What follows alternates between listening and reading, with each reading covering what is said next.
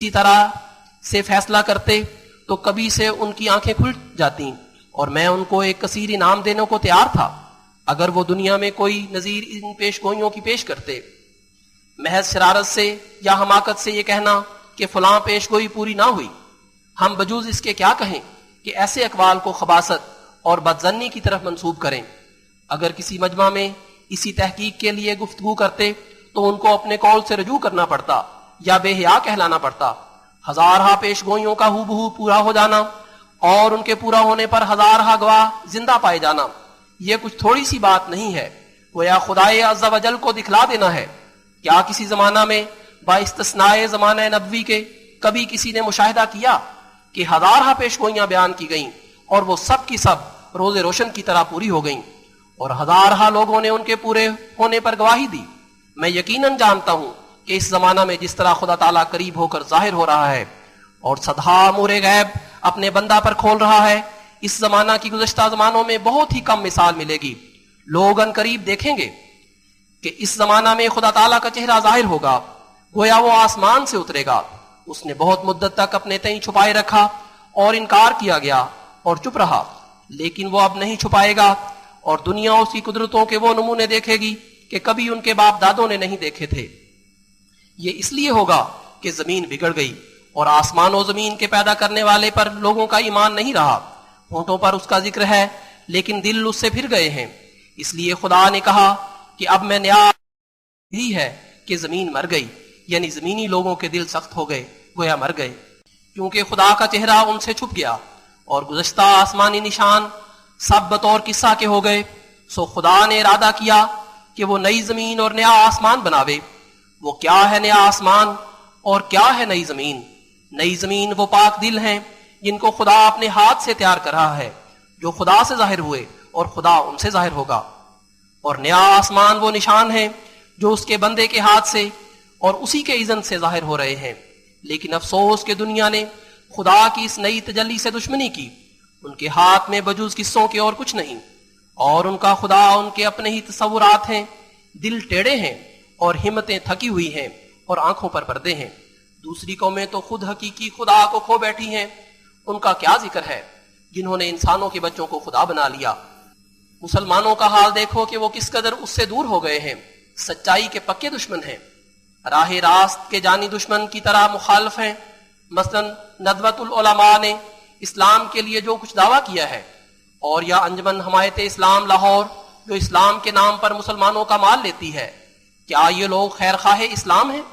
کیا یہ لوگ صراط مستقیم کی حمایت کر رہے ہیں؟ کیا ان کو یاد ہے کہ اسلام کن مصیبتوں کے نیچے کچلا گیا اور دوبارہ تازہ کرنے کے لیے خدا کی عادت کیا ہے؟ میں سچ سچ کہتا ہوں کہ اگر میں نہ آیا ہوتا تو ان کے اسلامی حمایت کے دعوے کسی قدر قابل قبول ہو سکتے، لیکن اب یہ خدا کے الزام کے نیچے ہیں کہ حمایت کا دعویٰ کر کے جب آسمان سے ستارہ نکلا تو سب سے پہلے منکر ہو گئے۔ اب وہ اس خدا کو کیا جواب دیں گے جس نے عین وقت پر مجھے بھیجا ہے؟ مگر ان کو تو کچھ پرواہ نہیں۔ آفتاب دوپہر کے نزدیک آ گیا، ابھی ان کے نزدیک رات ہے۔ خدا کا چشمہ پھوٹ پڑا، مگر ابھی وہ بیابان میں رو رہے ہیں۔ اس کے آسمانی علوم کا ایک دریا چل رہا ہے، لیکن ان لوگوں کو کچھ بھی خبر نہیں۔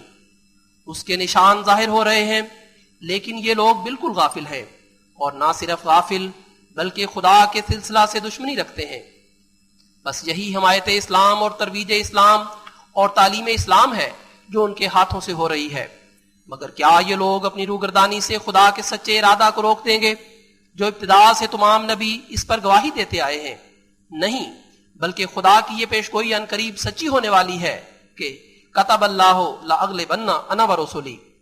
خدا نے جیسا کہ آج سے 10 برس پہلے اپنے بندہ کی تصدیق کے لیے آسمان پر رمضان میں خسوف و کسوف کیا اور نیر النہار اور نیر اللیل کو میرے لیے گواہ بنا کر 2 نشان ظاہر فرمائے، ایسا ہی اس نے نبیوں کی پیشگوئی کے موافق زمین پر بھی 2 نشان ظاہر کیے۔ ایک وہ نشان جس کو تم قرآن شریف میں پڑھتے ہو وَإِذَا الْإِشَارُ اُطِّلَتْ، اور حدیث میں پڑھتے ہو وَلَا يُتْرِكَنَّ الْقِلَاسُ فَلَا يُسْعَى عَلَيْهَا، جس کی تکمیل کے لیے ارض حجاز میں یعنی مدینہ اور مکہ کی راہ میں ریل بھی تیار ہو رہی ہے۔ دوسرا نشان طاعون کا، جیسا کہ خدا تعالیٰ نے فرمایا وَإِن مِّن قَرْيَةٍ إِلَّا نَحْنُ مُهْلِكُوهَا قَبْلَ يَوْمِ الْقِيَامَةِ أَوْ مُعَذِّبُوهَا۔ سو خدا نے ملک میں ریل بھی جاری کر دی اور طاعون بھی بھیج دی تا زمین بھی گواہ ہو اور آسمان بھی۔ سو خدا سے مت لڑو، خدا سے لڑنا بیوقوفی ہے۔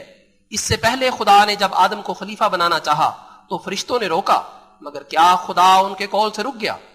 اب خدا نے دوسرا آدم پیدا کرنے کے وقت فرمایا اردت ان استخلف فخلقت آدم، یعنی میں نے ارادہ کیا جو خلیفہ بناؤں، بس میں نے اس آدم کو پیدا کیا۔ اب بتلاؤ کہ کیا تم خدا کے ارادہ کو روک سکتے ہو؟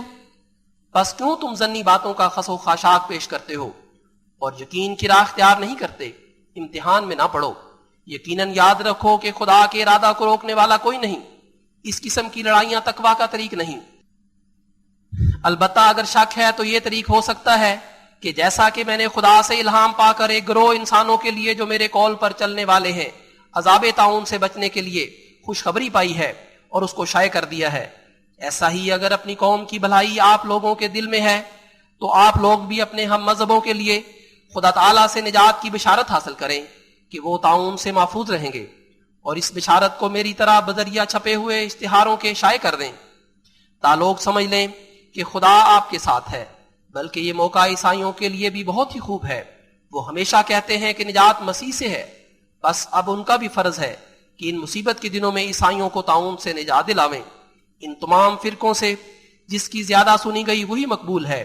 اب خدا نے ہر ایک کو موقع دیا ہے کہ خواہ مخواہ زمین پر مباحثات نہ کریں، اپنی قبولیت بڑھ کر دکھلاویں تا طاعون سے بھی بچیں اور ان کی سچائی بھی کھل جائے۔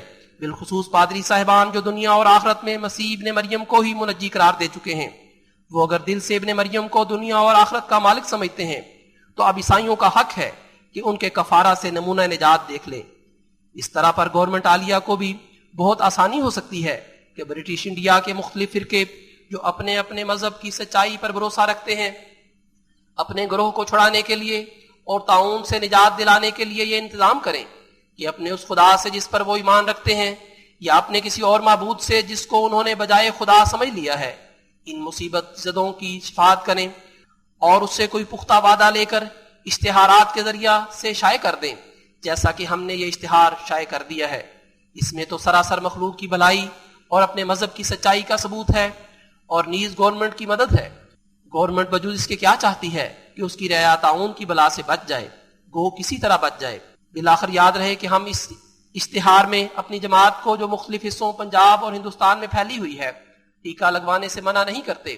جن لوگوں کی نسبت گورنمنٹ کا قطعی حکم ہو ان کو ضرور ٹیکہ کرانا چاہیے اور گورنمنٹ کے حکم کی اطاعت کرنی چاہیے، اور جن کو اپنی رضامندی پر چھوڑا گیا ہے اگر وہ اس تعلیم پر پورے قائم نہیں ہے جو ان کو دی گئی ہے تو ان کو بھی ٹیکہ کرانا مناسب ہے تا وہ ٹھوکر نہ کھاویں اور تا وہ اپنی خراب حالت کی وجہ سے خدا کے وعدہ کی نسبت لوگوں کو دھوکہ نہ دیں۔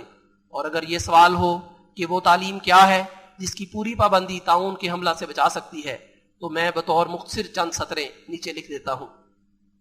زیر عنوان تعلیم فرماتے ہیں، واضح رہے کہ صرف زبان سے بیعت کا اقرار کرنا کچھ چیز نہیں ہے جب تک دل کی عزیمت سے اس پر پورا پورا عمل نہ ہو۔ پس جو شخص میری تعلیم پر پورا پورا عمل کرتا ہے وہ اس میرے گھر میں داخل ہو جاتا ہے جس کی نسبت خدا تعالیٰ کی کلام میں یہ وعدہ ہے، انی احافظ کل من فی الدار، یعنی ہر ایک جو تیرے گھر کی چار دیوار کے اندر ہے میں اس کو بچاؤں گا۔ اس جگہ یہ نہیں سمجھنا چاہیے کہ وہی لوگ میرے گھر کے اندر ہیں جو میرے اس خاک و خشت کے گھر میں بود و باش رکھتے ہیں، بلکہ وہ لوگ بھی جو میری پوری پیروی کرتے ہیں میرے روحانی گھر میں داخل ہیں۔ پیروی کرنے کے لیے یہ باتیں ہیں کہ وہ یقین کریں کہ ان کا ایک قادر اور قیوم اور خالق الکل خدا ہے جو اپنی صفات میں ازلی ابدی اور غیر متغیر ہے، نہ وہ کسی کا بیٹا نہ کوئی اس کا بیٹا، وہ دکھ اٹھانے اور صلیب پر چڑھنے اور مرنے سے پاک ہے، وہ ایسا ہے کہ باوجود دور ہونے کے نزدیک ہے اور باوجود نزدیک ہونے کے وہ دور ہے، اور باوجود ایک ہونے کے اس کی تجلیات الگ الگ ہیں۔ انسان کی طرف سے جب ایک نئے رنگ کی تبدیلی ظہور میں آوے تو اس کے لیے وہ ایک نیا خدا بن جاتا ہے اور ایک نئی تجلی کے ساتھ اس سے معاملہ کرتا ہے، اور انسان بقدر اپنی تبدیلی کے خدا میں بھی تبدیلی دیکھتا ہے، مگر یہ نہیں کہ خدا میں کچھ تغیر آ جاتا ہے، بلکہ وہ ازل سے غیر متغیر اور کمال تام رکھتا ہے۔ لیکن انسانی تغیرات کے وقت جب نیکی کی طرف انسان کے تغیر ہوتے ہیں تو خدا بھی ایک نئی تجلی سے اس پر ظاہر ہوتا ہے، اور ہر ایک ترقی یافتہ حالت کے وقت جو انسان سے ظہور میں آتی ہے، خدا تعالی کی قادرانہ تجلی بھی ایک ترقی کے ساتھ ظاہر ہوتی ہے۔ وہ خارق عادت قدرت اسی جگہ دکھلاتا ہے جہاں خارق عادت تبدیلی ظاہر ہوتی ہے۔ خوارق اور معجزات کی یہی جڑ ہے۔ یہ خدا ہے جو ہمارے سلسلہ کی شرط ہے۔ اس پر ایمان لاؤ اور اپنے نفس پر اور اپنے آراموں پر اور اپنے کل تعلقات پر اس کو مقدم رکھو، اور عملی طور پر بہادری کے ساتھ اس کی راہ میں صدق و وفا دکھلاؤ۔ دنیا اپنے اسباب اور اپنے عزیزوں پر اس کو مقدم نہیں رکھتی، مگر تم اس کو مقدم رکھو تا تم آسمان پر اس کی جماعت لکھے جاؤ۔ رحمت کے نشان دکھلانا قدیم سے خدا کی عادت ہے، مگر تم اس حالت میں اس عادت سے حصہ لے سکتے ہو کہ تم میں اور اس میں کچھ جدائی نہ رہے، اور تمہاری مرضی اس کی مرضی اور تمہاری خواہشیں اس کی خواہشیں ہو جائیں، اور تمہارا سر ہر ایک وقت اور ہر ایک حالت مرادیابی اور نامرادی میں اس کے آستانہ پر پڑا رہے، تا جو چاہے سو کرے۔ اگر تم ایسا کرو گے تو تم میں وہ خدا ظاہر ہوگا جس نے مدت سے اپنا چہرہ چھپا لیا ہے۔ کیا کوئی تم میں ہے جو اس پر عمل کرے اور اس کی رضا کا طالب ہو جائے اور اس کی قضاء و قدر پر ناراض نہ ہو؟ سو تم مصیبت کو دیکھ کر اور بھی قدم آگے رکھو کہ یہ تمہاری ترقی کا ذریعہ ہے، اور اس کی توحید زمین پر پھیلانے کے لیے اپنی تمام طاقت سے کوشش کرو، اور اس کے بندوں پر رحم کرو، اور ان پر زبان یا ہاتھ یا کسی تدبیر سے ظلم نہ کرو، اور مخلوق کی بھلائی کے لیے کوشش کرتے رہو، اور کسی پر تکبر نہ کرو، گو اپنا ماتحت ہو، اور کسی کو گالی مت دو گو وہ گالی دیتا ہو۔ غریب اور حلیم اور نیک نیت اور مخلوق کے ہمدرد بن جاؤ تا قبول کیے جاؤ۔ بہت ہیں جو حلم ظاہر کرتے ہیں مگر وہ اندر سے بیڑیے ہیں، بہت ہیں جو اوپر سے صاف ہیں مگر اندر سے سانپ ہیں۔ سو تم اس کی جناب میں قبول نہیں ہو سکتے جب تک ظاہر و باطن ایک نہ ہو۔ بڑے ہو کر چھوٹوں پر رحم کرو، نہ ان کی تحقیر، اور عالم ہو کر نادانوں کو نصیحت کرو، نہ خود نمائی سے ان کی تذلیل، اور امیر ہو کر غریبوں کی خدمت کرو، نہ خود پسندی سے ان پر تکبر۔ ہلاکت کی راہوں سے ڈرو، خدا سے ڈرتے رہو، اور تقوی اختیار کرو، اور مخلوق کی پرستش نہ کرو، اور اپنے مولا کی طرف منقطع ہو جاؤ، اور دنیا سے دل برداشتہ رہو، اور اسی کے ہو جاؤ، اور اسی کے لیے زندگی بسر کرو، اور اس کے لیے ہر ایک ناپاکی اور گناہ سے نفرت کرو، کیونکہ وہ پاک ہے۔ چاہیے کہ ہر ایک صبح تمہارے لیے گواہی دے کہ تم نے تقوی سے رات بسر کی، اور ہر ایک شام تمہارے لیے گواہی دے کہ تم نے ڈرتے ڈرتے دن بسر کیا۔ دنیا کی لعنتوں سے مت ڈرو کہ وہ دھوئیں کی طرح دیکھتے دیکھتے غائب ہو جاتی ہیں، اور وہ دن کو رات نہیں کر سکتی، بلکہ تم خدا کی لعنت سے ڈرو جو آسمان سے نازل ہوتی اور جس پر پڑتی ہے اس کی دونوں جہانوں میں بےکنی کر جاتی ہے۔ تم ریاکاری کے ساتھ اپنے تئیں بچا نہیں سکتے، کیونکہ وہ خدا جو تمہارا خدا ہے اس کی انسان کے پاتال تک نظر ہے۔ کیا تم اس کو دھوکہ دے سکتے ہو؟ بس تم سیدھے ہو جاؤ اور صاف ہو جاؤ اور پاک ہو جاؤ اور کھرے ہو جاؤ۔ ہر ایک ذرہ تیرگی تم میں باقی ہے تو وہ تمہاری ساری روشنی کو دور کر دے گی، اور اگر تمہارے کسی پہلو میں تکبر ہے یا ریا ہے یا خود پسندی ہے یا کسل ہے تو تم ایسی چیز نہیں ہو کہ قبول کے لائق ہو۔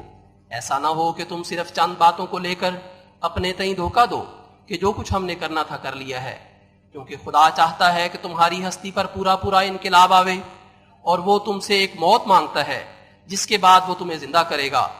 تم آپس میں جلد صلح کرو اور اپنے بھائیوں کے گناہ بخشو، کیونکہ شریر ہے وہ انسان کہ جو اپنے بھائی کے ساتھ صلح پر راضی نہیں، وہ کاٹا جائے گا، کیونکہ وہ تفرقہ ڈالتا ہے۔ تم اپنی نفسانیت ہر ایک پہلو سے چھوڑ دو اور باہمی ناراضگی جانے دو، اور سچے ہو کر جھوٹے کی طرح تذلل کرو تا تم بخشے جاؤ۔ نفسانیت کی فربہی چھوڑ دو کہ جس دروازے کے لیے تم بلائے گئے ہو اس میں سے ایک فربہ انسان داخل نہیں ہو سکتا۔ کیا ہی بدقسمت وہ شخص ہے جو ان باتوں کو نہیں مانتا جو خدا کے منہ سے نکلیں اور میں نے بیان کی۔ تم اگر چاہتے ہو کہ آسمان پر تم سے خدا راضی ہو تو تم باہم ایسے ہو جاؤ جیسے ایک پیٹ سے دو بھائی۔ تم میں سے زیادہ بزرگ وہی ہے جو زیادہ اپنے بھائی کے گناہ بخشتا ہے، اور بدبخت ہے وہ جو ضد کرتا ہے اور نہیں بخشتا، سو اس کا مجھ میں حصہ نہیں۔ خدا کی لعنت سے بہت خائف رہو کہ وہ قدوس اور غیور ہے۔ بدکار خدا کا قرب حاصل نہیں کر سکتا، متکبر اس کا قرب حاصل نہیں کر سکتا، ظالم اس کا قرب حاصل نہیں کر سکتا، خائن اس کا قرب حاصل نہیں کر سکتا، اور ہر ایک جو اس کے نام کے لیے غیرت مند نہیں اس کا قرب حاصل نہیں کر سکتا۔ وہ جو دنیا پر کتوں یا چونٹیوں یا گدوں کی طرح گرتے ہیں اور دنیا سے آرام یافتہ ہیں، وہ اس کا قرب حاصل نہیں کر سکتے۔ ہر ایک ناپاک آنکھ اس سے دور ہے، ہر ایک ناپاک دل اس سے بے خبر ہے۔ وہ جو اس کے لیے آگ میں ہے وہ آگ سے نجات دیا جائے گا، وہ جو اس کے لیے روتا ہے وہ ہنسے گا، وہ جو اس کے لیے۔ تم سچے دل سے اور پورے صدق سے اور سرگرمی کے قدم سے خدا کے دوست بنو تا وہ بھی تمہارا دوست بن جائے۔ تم ماتحتوں پر اور اپنی بیویوں پر اور اپنے غریب بھائیوں پر رحم کرو تا آسمان پر تم پر بھی رحم ہو۔ تم سچ مچ اس کے ہو جاؤ تا وہ بھی تمہارا ہو جاوے۔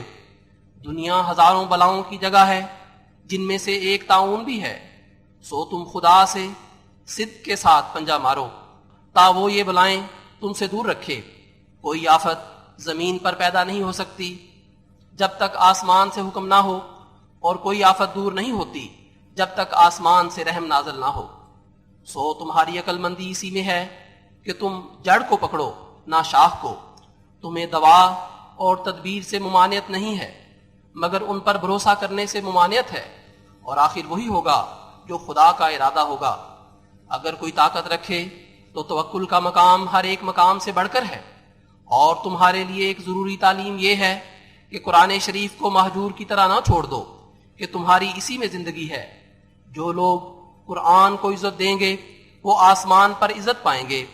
جو لوگ ہر ایک حدیث اور ہر ایک قول پر قرآن کو مقدم رکھیں گے ان کو آسمان پر مقدم رکھا جائے گا۔ نوع انسان کے لیے روئے زمین پر اب کوئی کتاب نہیں مگر قرآن، اور تمام آدم زادوں کے لیے اب کوئی رسول اور شفیع نہیں مگر محمد مصطفیٰ صلی اللہ علیہ وسلم۔ سو تم کوشش کرو کہ سچی محبت اس جاہ و جلال کے نبی کے ساتھ رکھو، اور اس کے غیر کو اس پر کسی نوع کی بڑائی مت دو تا آسمان پر تم نجات یافتہ لکھے جاؤ۔ اور یاد رکھو کہ نجات وہ چیز نہیں جو مرنے کے بعد ظاہر ہوگی، بلکہ حقیقی نجات وہ ہے کہ اسی دنیا میں اپنی روشنی دکھلاتی ہے۔ نجات یافتہ کون ہے؟ وہ جو یقین رکھتا ہے جو خدا سچ ہے اور محمد صلی اللہ علیہ وسلم اس میں اور تمام مخلوق میں درمیانی شفیع ہے، اور آسمان کے نیچے نہ اس کے ہم مرتبہ کوئی اور رسول ہے اور نہ قرآن کے ہم رتبہ کوئی اور کتاب ہے، اور کسی کے لیے خدا نے نہ چاہا کہ وہ ہمیشہ زندہ رہے مگر یہ برگزیدہ نبی ہمیشہ کے لیے زندہ ہے، اور اس کے ہمیشہ زندہ رہنے کے لیے خدا نے یہ بنیاد ڈالی ہے کہ اس کے افاضہ تشریعی اور روحانی کو قیامت تک جاری رکھا، اور آخر کار اس کی روحانی فیض رسانی سے اس مسیح موعود کو دنیا میں بھیجا جس کا آنا اسلامی عمارت کی تکمیل کے لیے ضروری تھا، کیونکہ ضرور تھا کہ یہ دنیا ختم نہ ہو جب تک کہ محمدی سلسلہ کے لیے ایک مسیح روحانی، ایک مسیح اور روحانی زندگی کا نہ دیا جاتا جیسا کہ موسوی سلسلہ کے لیے دیا گیا تھا۔ اسی کی طرف یہ آیت اشارہ کرتی ہے کہ اہدنا الصراط المستقیم صراط الذین انعمت علیہم۔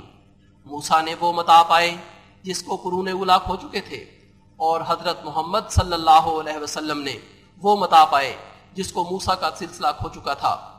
اب محمدی سلسلہ موسوی سلسلہ کے قائم مقام ہے مگر شان میں ہزارہ درجہ بڑھ کر، مسیل موسیٰ سے بڑھ کر، اور مسیل ابن مریم سے بڑھ کر، اور مسیح موعود نہ صرف مدت کے لحاظ سے آن حضرت صلی اللہ علیہ وسلم کے بعد 14ویں صدی میں ظاہر ہوا۔ حضور علیہ الصلوۃ والسلام نے اس پر حاشیہ میں تحریر فرمایا، یہودی اپنی تاریخ کی روح سے بالاتفاق یہی مانتے ہیں کہ موسیٰ سے 14ویں صدی کے سر پر عیسیٰ ظاہر ہوا تھا۔ دیکھو یہودیوں کی تاریخ۔ جیسا کہ مسیح ابن مریم موسیٰ کے بعد 14ویں صدی میں ظاہر ہوا تھا، بلکہ وہ ایسے وقت میں آیا جبکہ مسلمانوں کا وہی حال تھا جیسا کہ مسیح ابن مریم کے ظہور کے وقت یہودیوں کا حال تھا۔ سو وہ میں ہی ہوں، خدا جو چاہتا ہے کرتا ہے، نادان ہے وہ جو اس سے لڑے، اور جاہل ہے وہ جو اس کے مقابل پر یہ اعتراض کرے کہ یوں نہیں بلکہ یوں چاہیے تھا۔ اور اس نے مجھے چمکتے ہوئے نشانوں کے ساتھ بھیجا ہے جو 10,000 سے بھی زیادہ ہیں، ازاں جملہ ایک تعاون بھی نشان ہے۔ پس جو شخص مجھ سے سچی بیعت کرتا ہے اور سچے دل سے میرا پیرو بنتا ہے اور میری اطاعت میں محو ہو کر اپنے تمام ارادوں کو چھوڑتا ہے، وہی ہے جو ان آفتوں کے دنوں میں میری روح اس کی شفاعت کرے گی۔ سو اے وے تمام لوگو جو اپنے تئیں میری جماعت شمار کرتے ہو، آسمان پر تم اس وقت میری جماعت شمار کیے جاؤ گے جب سچ مچ تقوی کی راہوں پر قدم مارو گے۔ سو اپنی 5 وقتہ نمازوں کو ایسے خوف اور حضور سے ادا کرو کہ گویا تم خدا تعالیٰ کو دیکھتے ہو، اور اپنے روزوں کو خدا کے لیے صدق کے ساتھ پورے کرو۔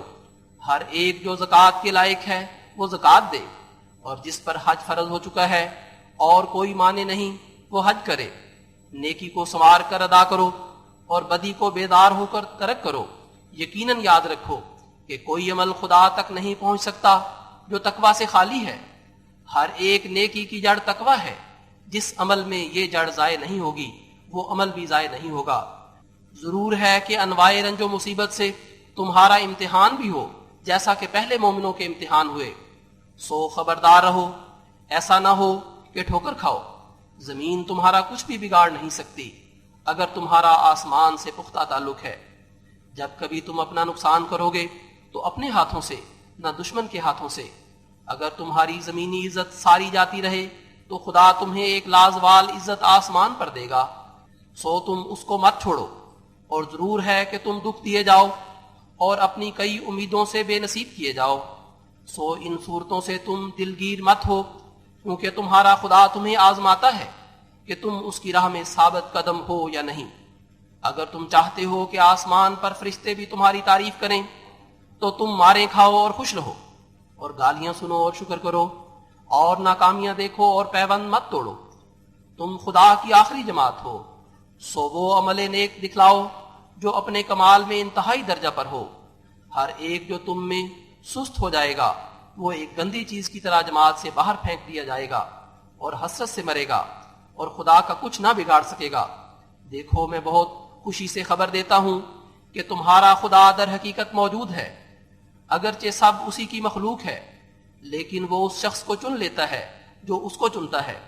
وہ اس کے پاس آ جاتا ہے جو اس کے پاس جاتا ہے، جو اس کو عزت دیتا ہے وہ بھی اس کو عزت دیتا ہے۔ تم اپنے دلوں کو سیدھے کر کے اور زبانوں اور آنکھوں اور کانوں کو پاک کر کے اس کی طرف آ جاؤ کہ وہ تمہیں قبول کرے گا۔ عقیدہ کی روح سے جو خدا تم سے چاہتا ہے وہ یہی ہے کہ خدا ایک اور محمد صلی اللہ علیہ وسلم اس کا نبی ہے، اور وہ خاتم الانبیاء ہے اور سب سے بڑھ کر ہے۔ اب بعد اس کے کوئی نبی نہیں مگر وہی جس پر بروزی طور سے محمدیت کی چادر پہنائی گئی، کیونکہ خادم اپنے مخدوم سے جدا نہیں اور نہ شاخ اپنے بیخ سے جدا ہے۔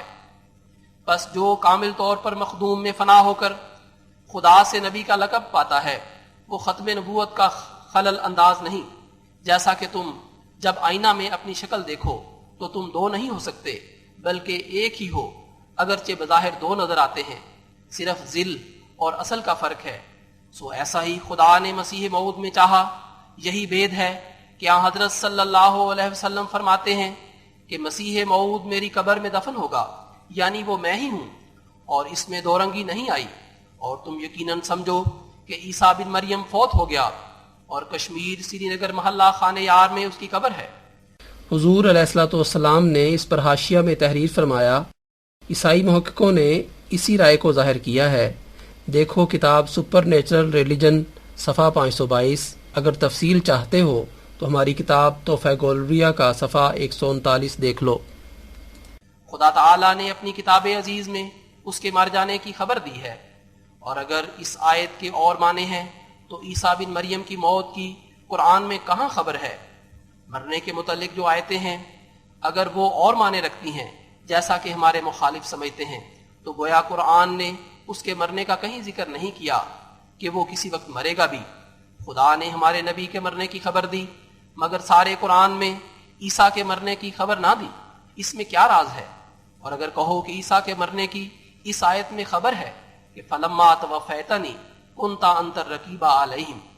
حضور علیہ الصلوۃ والسلام نے اس پر حاشیہ میں تحریر فرمایا، اسی آیت سے معلوم ہوتا ہے کہ حضرت عیسیٰ علیہ السلام پھر دنیا میں نہیں آئیں گے، کیونکہ اگر وہ دنیا میں آنے والے ہوتے تو اس صورت میں یہ جواب حضرت عیسیٰ کا محض جھوٹ ٹھہرتا ہے کہ مجھے عیسائیوں کے بگڑنے کی کچھ خبر نہیں۔ جو شخص دوبارہ دنیا میں آیا اور 40 برس رہا اور کروڑہا عیسائیوں کو دیکھا جو اس کو خدا جانتے تھے، اور صلیب کو توڑا اور تمام عیسائیوں کو مسلمان کیا، وہ کیوں کر قیامت کو جناب الہی میں یہ عذر کر سکتا ہے کہ مجھے عیسائیوں کے بگڑنے کی کچھ خبر نہیں؟ سو یہ آیت تو صاف دلالت کرتی ہے کہ وہ عیسائیوں کے بگڑنے سے پہلے مر چکے ہیں۔ غرض اگر آیت فلما توفیتنی کے یہ معنی ہے کہ ماں جسم زندہ عیسیٰ کو آسمان پر اٹھا لیا، تو کیوں خدا نے ایسے شخص کی زندگی کے خیال نے لاکھوں کو ہلاک کر دیا؟ گویا خدا نے اس کو ہمیشہ کے لیے اس لیے زندہ رہنے دیا کہ تا لوگ مشرک اور بے دین ہو جائیں، اور گویا یہ لوگوں کی غلطی نہیں بلکہ خدا نے یہ سب کچھ خود کیا تا لوگوں کو گمراہ کرے۔ خوب یاد رکھو کہ بجوز موت مسیح صلیبی عقیدہ پر موت نہیں آ سکتی، سو اس سے فائدہ کیا کہ برخلاف تعلیم قرآن اس کو زندہ سمجھا جائے، اس کو مرنے دو تا یہ دین زندہ ہو۔ خدا تعالیٰ نے اپنے قول سے مسیح کی موت ظاہر کی، اور رسول اللہ صلی اللہ علیہ وسلم نے معراج کی رات اس کو مردوں میں دیکھ لیا۔ اب بھی تم ماننے میں نہیں آتے، یہ کیسا ایمان ہے؟ کیا انسانوں کی روایتوں کو خدا کے کلام پر مقدم رکھتے ہو؟ یہ کیا دین ہے؟ حضور علیہ الصلوۃ والسلام نے اس پر حاشیہ میں تحریر فرمایا، قرآن شریف نے ایک آیت میں صریح کشمیر کی طرف اشارہ کیا ہے کہ مسیح اور اس کی والدہ صلیب کے واقعہ کے بعد کشمیر کی طرف چلے گئے، جیسا کہ فرماتا ہے وَآوَيْنَاهُمَا إِلَىٰ رَبْوَةٍ ذَاتِ قَرَارٍ وَمَعِينٍ، سورہ مومنون آیت 51۔ یعنی ہم نے عیسیٰ اور اس کی والدہ کو ایک ایسے ٹیلا پر جگہ دی جو آرام کی جگہ تھی، اور پانی صاف یعنی چشموں کا پانی وہاں تھا۔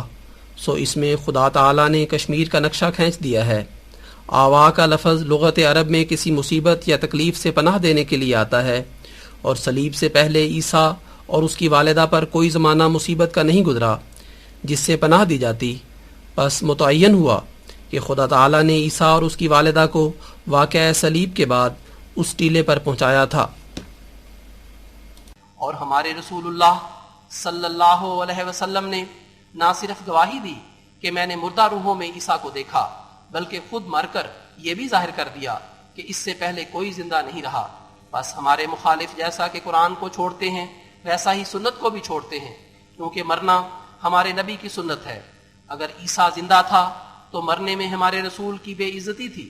سو تم نہ اہل سنت ہو نہ اہل قرآن جب تک عیسیٰ کی موت کے قائل نہ ہو، اور میں حضرت عیسیٰ علیہ السلام کی شان کا منکر نہیں۔ وہ خدا نے مجھے خبر دی ہے کہ مسیح محمدی مسیح موسوی سے افضل ہے، لیکن تاہم میں مسیح ابن مریم کی بہت عزت کرتا ہوں، کیونکہ میں روحانیت کی روح سے اسلام میں خاتم الخلفاء ہوں، جیسا کہ مسیح ابن مریم اسرائیلی سلسلہ کے لیے خاتم الخلفاء تھا۔ موسیٰ کے سلسلہ میں ابن مریم مسیح موعود تھا، اور محمدی سلسلہ میں مسیح موعود ہوں۔ سو میں اس کی عزت کرتا ہوں جس کا ہم نام ہوں، اور مفتری ہے وہ شخص جو مجھے کہتا ہے کہ میں مسیح ابن مریم کی عزت نہیں کرتا، بلکہ مسیح تو مسیح، میں تو اس کے چاروں بھائیوں کی بھی عزت کرتا ہوں۔ حضور علیہ الصلوۃ والسلام نے اس پر حاشیہ میں تحریر فرمایا، یسوع مسیح کے 4 بھائی اور 2 بہنیں تھیں۔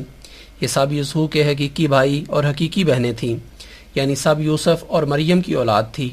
4 بھائیوں کے نام یہ ہیں، یہودا، یعقوب، شمون، یوزس، اور 2 بہنوں کے نام یہ تھے، آسیہ، لیدیا، دیکھو کتاب ایپاسٹولک ریکارڈز، مصنفہ پادری جان ایلن گائلز، مطبوعہ لندن 1886، صفحہ 159 و 166۔ کیونکہ پانچوں ایک ہی ماں کے بیٹے ہیں، نہ صرف اسی قدر بلکہ میں تو حضرت مسیح کی دو حقیقی ہمشیروں کو بھی مقدسہ سمجھتا ہوں، کیونکہ یہ سب بزرگ مریم بطول کے پیٹ سے ہیں، اور مریم کی وہ شان ہے جس نے ایک مدت تک اپنے تئیں نکاح سے روکا، پھر بزرگان قوم کے نہایت اصرار سے بوجہ حمل کے نکاح کر لیا۔ وہ لوگ اعتراض کرتے ہیں کہ برخلاف تعلیم تورات عین حمل میں کیوں کر نکاح کیا گیا، اور بطول ہونے کے عہد کو کیوں ناحق توڑا گیا، اور تعدد ازدواج کی کیوں بنیاد ڈالی گئی، یعنی باوجود یوسف نجار کی پہلی بیوی ہونے کے پھر مریم کیوں راضی ہوئی کہ یوسف نجار کے نکاح میں آوے۔ مگر میں کہتا ہوں کہ یہ سب مجبوریاں تھیں جو پیش آ گئیں، اس صورت میں وہ لوگ قابل رحم تھے نہ قابل اعتراض۔ ان سب باتوں کے بعد پھر میں کہتا ہوں کہ یہ مت خیال کرو کہ ہم نے ظاہری طور پر بیعت کر لی ہے، ظاہر کچھ چیز نہیں، خدا تمہارے دلوں کو دیکھتا ہے اور اسی کے موافق تم سے معاملہ کرے گا۔ دیکھو میں یہ کہہ کر فرض تبلیغ سے سبکدوش ہوتا ہوں کہ گناہ ایک زہر ہے، اس کو مت کھاؤ، خدا کی نافرمانی ایک گندی موت ہے، اس سے بچو، دعا کرو تا تمہیں طاقت ملے۔ جو شخص دعا کے وقت خدا کو ہر ایک بات پر قادر نہیں سمجھتا بجز وعدہ کی مستثنیات کے، وہ میری جماعت میں سے نہیں۔ جو شخص جھوٹ اور فریب کو نہیں چھوڑتا وہ میری جماعت میں سے نہیں ہے۔ جو شخص دنیا کے لالچ میں پھنسا ہوا ہے اور آخرت کی طرف آنکھ اٹھا کر بھی نہیں دیکھتا وہ میری جماعت میں سے نہیں ہے۔ جو شخص در حقیقت دین کو دنیا پر مقدم نہیں رکھتا وہ میری جماعت میں سے نہیں ہے۔ جو شخص پورے طور پر ہر ایک بدی سے اور ہر ایک بد عملی سے، یعنی شراب سے اور قمار بازی سے، بد نظری سے اور خیانت سے، رشوت سے اور ہر ایک ناجائز تصرف سے توبہ نہیں کرتا وہ میری جماعت میں سے نہیں ہے۔ جو شخص پنجگانہ نماز کا التزام نہیں کرتا وہ میری جماعت میں سے نہیں ہے۔ جو شخص دعا میں لگا نہیں رہتا اور انکسار سے خدا کو یاد نہیں کرتا وہ میری جماعت میں سے نہیں ہے۔ جو شخص بد رفیق کو نہیں چھوڑتا جو اس پر بد اثر ڈالتا ہے وہ میری جماعت میں سے نہیں ہے۔ جو شخص اپنے ماں باپ کی عزت نہیں کرتا اور امور معروفہ میں جو خلاف قرآن نہیں ہیں ان کی بات کو نہیں مانتا اور ان کی تعاہد خدمت سے لاپرواہ ہے وہ میری جماعت میں سے نہیں ہے۔ جو شخص اپنی اہلیہ اور اس کے اقارب سے نرمی اور احسان کے ساتھ معاشرت نہیں کرتا وہ میری جماعت میں سے نہیں ہے۔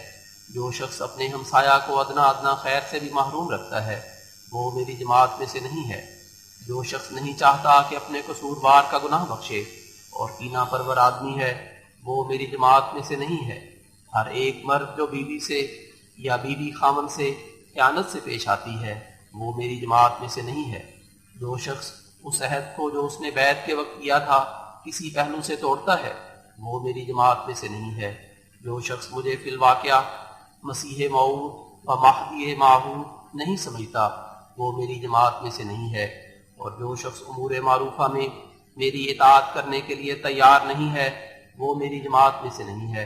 اور جو شخص مخالفوں کی جماعت میں بیٹھتا ہے اور ہاں میں ہاں ملاتا ہے وہ میری جماعت میں سے نہیں ہے۔ ہر ایک زانی، فاسق، شرابی، خونی، چور، قمار باز، خائن، مرتشی، غاصب، ظالم، دروغگو، جالساز اور ان کا ہم نشین اور اپنے بھائیوں اور بہنوں پر تہمتیں لگانے والا، جو اپنے افعال شنیعہ سے توبہ نہیں کرتا اور خراب مجلسوں کو نہیں چھوڑتا وہ میری جماعت میں سے نہیں ہے۔ یہ سب زہریں ہیں، تم ان زہروں کو کھا کر کسی طرح بچ نہیں سکتے، اور تاریکی اور روشنی ایک جگہ جمع نہیں ہو سکتی۔ ہر ایک جو پیچ در پیچ طبیعت رکھتا ہے اور خدا کے ساتھ صاف نہیں ہے وہ اس برکت کو ہرگز نہیں پا سکتا جو صاف دلوں کو ملتی ہے۔ کیا ہی خوش قسمت وہ لوگ ہیں جو اپنے دلوں کو صاف کرتے ہیں اور اپنے دلوں کو ہر ایک آلودگی سے پاک کر لیتے ہیں اور اپنے خدا سے وفاداری کا عہد باندھتے ہیں، کیونکہ وہ ہرگز ضائع نہیں کیے جائیں گے۔ ممکن نہیں کہ خدا ان کو رسوا کرے، کیونکہ وہ خدا کے ہیں اور خدا ان کا، وہ ہر ایک بلا کے وقت بچائے جائیں گے۔ احمق ہے وہ دشمن جو ان کا قصد کرے، کیونکہ وہ خدا کی گود میں ہیں اور خدا ان کی حمایت میں۔ کون خدا پر ایمان لایا؟ صرف وہی جو ایسے ہیں۔ ایسا ہی وہ شخص بھی احمق ہے جو ایک بے باک گناہگار اور بدباطن اور شریر النفس کے فکر میں ہے، کیونکہ وہ خود ہلاک ہوگا۔ جب سے خدا نے آسمان اور زمین کو بنایا، کبھی ایسا اتفاق نہیں ہوا کہ اس نے نیکوں کو تباہ اور ہلاک اور نیست و نابود کر دیا ہو، بلکہ وہ ان کے لیے بڑے بڑے کام دکھلاتا رہا ہے اور اب بھی دکھلائے گا۔ وہ خدا نہایت وفادار خدا ہے اور وفاداروں کے لیے اس کے عجیب کام ظاہر ہوتے ہیں۔ دنیا چاہتی ہے کہ ان کو کھا جائے اور ہر ایک دشمن ان پر دانت پیستا ہے، مگر وہ جو ان کا دوست ہے ہر ایک ہلاکت کی جگہ سے ان کو بچاتا ہے اور ہر ایک میدان میں ان کو فتح بخشتا ہے۔ کیا ہی نیک طالب وہ شخص ہے جو اس خدا کا دامن نہ چھوڑے۔ ہم اس پر ایمان لائے، ہم نے اس کو شناخت کیا۔ تمام دنیا کا وہی خدا ہے جس نے میرے پر وحی نازل کی، جس نے میرے لیے زبردست نشان دکھلائے، جس نے مجھے اس زمانہ کے لیے مسیح موعود کر کے بھیجا۔ اس کے سوا کوئی خدا نہیں، نہ آسمان میں نہ زمین میں۔ جو شخص اس پر ایمان نہیں لاتا وہ سعادت سے محروم اور خذلان میں گرفتار ہے۔ ہم نے اپنے خدا کی آفتاب کی طرح روشن وحی پائی، ہم نے اسے دیکھ لیا کہ دنیا کا وہی خدا ہے، اس کے سوا کوئی نہیں۔ کیا ہی قادر اور قیوم خدا ہے جس کو ہم نے پایا، کیا ہی زبردست قدرتوں کا مالک ہے جس کو ہم نے دیکھا۔ سچ تو یہ ہے کہ اس کے آگے کوئی بات انہونی نہیں، مگر وہی جو اس کی کتاب اور وعدہ کے برخلاف ہے۔ سو جب تم دعا کرو تو ان جاہل نیچریوں کی طرح نہ کرو جو اپنے ہی خیال سے ایک قانون قدرت بنا بیٹھے ہیں جس پر خدا کی کتاب کی مہر نہیں، کیونکہ وہ مردود ہیں، ان کی دعائیں ہرگز قبول نہیں ہوگی۔ وہ اندھے ہیں نہ سجاکھے، وہ مردے ہیں نہ زندے، خدا کے سامنے اپنا تراشیدہ قانون پیش کرتے ہیں اور اس کی بے انتہا قدرتوں کی حد و بس ٹھہراتے ہیں اور اس کو کمزور سمجھتے ہیں۔ سو ان سے ایسا ہی معاملہ کیا جائے گا جیسا کہ ان کی حالت ہے۔ لیکن جب تو دعا کے لیے کھڑا ہو تو تجھے لازم ہے کہ یہ یقین رکھے کہ تیرا خدا ہر ایک چیز پر قادر ہے، تب تیری دعا منظور ہوگی اور تو خدا کی قدرت کے عجائبات دیکھے گا جو ہم نے دیکھے ہیں، اور ہماری گواہی رویت سے ہے، نہ بطور قصہ کے۔ اس شخص کی دعا کیوں کر منظور ہو اور خود کیوں کر اس کو بڑی مشکلات کے وقت جو اس کے نزدیک قانون قدرت کے مخالف ہیں دعا کرنے کا حوصلہ پڑے، جو خدا کو ہر ایک چیز پر قادر نہیں سمجھتا۔ مگر اے سعید انسان، تو ایسا مت کر۔ تیرا خدا وہ ہے جس نے بے شمار ستاروں کو بغیر ستون کے لٹکا دیا اور جس نے زمین و آسمان کو محض عدم سے پیدا کیا۔ کیا تو اس پر بدظنی رکھتا ہے کہ وہ تیرے کام میں عاجز آ جائے گا؟ حضور علیہ الصلوۃ والسلام نے اس پر حاشیہ میں تحریر فرمایا، خدا کسی کام میں عاجز نہیں آتا۔ ہاں، خدا کی کتاب نے دعا کے بارے میں یہ قانون پیش کیا ہے کہ وہ نہایت رحم سے نیک انسان کے ساتھ دوستوں کی طرح معاملہ کرتا ہے، یعنی کبھی تو اپنی مرضی کو چھوڑ کر اس کی دعا سنتا ہے جیسا کہ خود فرمایا ادعونی استجب لکم، اور کبھی کبھی اپنی مرضی ہی منوانا چاہتا ہے جیسا کہ فرمایا وَلَنَبْلُوَنَّكُمْ بِشَيْءٍ مِّنَ الْخَوْفِ وَالْجُوعِ۔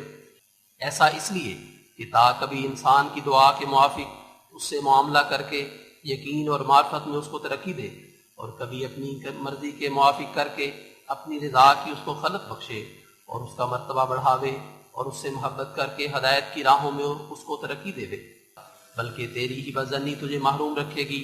ہمارے خدا میں بے شمار عجائبات ہیں، مگر وہی دیکھتے ہیں جو صدق اور وفا سے اس کے ہو گئے ہیں۔ وہ غیروں پر جو اس کی قدرتوں پر یقین نہیں رکھتے اور اس کے صادق اور وفادار نہیں ہیں، وہ عجائبات ظاہر نہیں کرتا۔ کیا بدبخت وہ انسان ہے جس کو اب تک یہ پتہ نہیں کہ اس کا ایک خدا ہے جو ہر ایک چیز پر قادر ہے۔ ہمارا بہشت ہمارا خدا ہے، ہماری اعلیٰ لذات ہمارے خدا میں ہیں، کیونکہ ہم نے اس کو دیکھا اور ہر ایک خوبصورتی اس میں پائی۔ یہ دولت لینے کے لائق ہے اگرچہ جان دینے سے ملے، اور یہ لال خریدنے کے لائق ہے اگرچہ تمام وجود کھونے سے حاصل ہو۔ اے محرومو، اس چشمہ کی طرف دوڑو کہ وہ تمہیں سیراب کرے گا۔ یہ زندگی کا چشمہ ہے جو تمہیں بچائے گا۔ میں کیا کروں اور کس طرح اس خوشخبری کو دلوں میں بٹھا دوں؟ کس لفظ سے میں بازاروں میں منادی کروں کہ تمہارا یہ خدا ہے تا لوگ سن لیں، اور کس دوا سے میں علاج کروں تا سننے کے لیے لوگوں کے کان کھلے؟ اگر تم خدا کے ہو جاؤ گے تو یقیناً سمجھو کہ خدا تمہارا ہی ہے۔ تم سوئے ہوئے ہوگے اور خدا تعالیٰ تمہارے لیے جاگے گا، تم دشمن سے غافل ہوگے اور خدا اسے دیکھے گا اور اس کے منصوبے کو توڑے گا۔ تم ابھی تک نہیں جانتے کہ تمہارے خدا میں کیا کیا قدرتیں ہیں، اور اگر تم جانتے تو تم پر کوئی ایسا دن نہ آتا کہ تم دنیا کے لیے سخت غمگین ہو جاتے۔ ایک شخص جو ایک خزانہ اپنے پاس رکھتا ہے، کیا وہ ایک پیسہ کے ضائع ہونے سے روتا ہے اور چیخے مارتا ہے اور ہلاک ہونے لگتا ہے؟ پھر اگر تم کو اس خزانہ کی اطلاع ہوتی کہ خدا تمہارا ہر ایک حاجت کے وقت کام آنے والا ہے، تو تم دنیا کے لیے ایسے بے خود کیوں ہوتے؟ خدا ایک پیارا خزانہ ہے، اس کی قدر کرو کہ وہ تمہارے ہر ایک قدم میں تمہارا مددگار ہے۔ تم بغیر اس کے کچھ بھی نہیں، اور نہ تمہارے اسباب اور تدبیریں کچھ چیز ہیں۔ غیر قوموں کی تقلید نہ کرو کہ جو بکلی اسباب پر گر گئی ہیں، اور جیسے سانپ مٹی کھاتا ہے انہوں نے سفلی اسباب کی مٹی کھائی، اور جیسے گدھ اور کتے مردار کھاتے ہیں انہوں نے مردار پر دانت مارے، وہ خدا سے بہت دور جا پڑے۔ انسانوں کی پرستش کی اور خنزیر کھایا اور شراب کو پانی کی طرح استعمال کیا، اور حد سے زیادہ اسباب پر گرنے سے اور خدا سے قوت نہ مانگنے سے وہ مر گئے، اور آسمانی روح ان میں سے ایسی نکل گئی جیسا کہ ایک گھونسلہ سے کبوتر پرواز کر جاتا ہے۔ ان کے اندر دنیا پرستی کا جذام ہے جس نے ان کے تمام اندرونی اعضاء کاٹ دیے ہیں۔ بس تم اس نظام سے ڈرو۔ میں تمہیں حد اعتدال تک رعایت اسباب سے منع نہیں کرتا، بلکہ اس سے منع کرتا ہوں کہ تم غیر قوموں کی طرح نرے اسباب کے بندے ہو جاؤ اور اس خدا کو فراموش کر دو جو اسباب کو بھی وہی مہیا کرتا ہے۔ اگر تمہیں آنکھ ہو تو تمہیں نظر آ جائے کہ خدا ہی خدا ہے اور سب ہیج ہے۔ تم نہ ہاتھ لمبا کر سکتے ہو اور نہ اکٹھا کر سکتے ہو مگر اس کے اذن سے۔ ایک مردہ اس پر ہنسی کرے گا، مگر کاش اگر وہ مر جاتا تو اس ہنسی سے اس کے لیے بہتر تھا۔ خبردار، تم غیر قوموں کو دیکھ کر ان کی ریس مت کرو کہ انہوں نے دنیا کے منصوبوں میں بہت ترقی کر لی ہے۔ آؤ ہم بھی انہی کے قدم پر چلیں۔ سنو اور سمجھو کہ وہ اس خدا سے سخت بیگانہ اور غافل ہیں جو تمہیں اپنی طرف بلاتا ہے۔ ان کا خدا کیا چیز ہے؟ صرف ایک عاجز انسان، اس لیے وہ غفلت میں چھوڑے گئے ہیں۔ میں تمہیں دنیا کے کسب اور حفظ سے نہیں روکتا، مگر تم ان لوگوں کے پیرو مت بنو جنہوں نے سب کچھ دنیا کو ہی سمجھ رکھا ہے۔ چاہیے کہ تمہارے ہر ایک کام میں خواہ دنیا کا ہو خواہ دین کا، خدا سے طاقت اور توفیق مانگنے کا سلسلہ جاری رہے، لیکن نہ صرف خشک ہونٹوں سے، بلکہ چاہیے کہ تمہارا سچ مچ یہ عقیدہ ہو کہ ہر ایک برکت آسمان سے ہی اترتی ہے۔ تم راست باز اس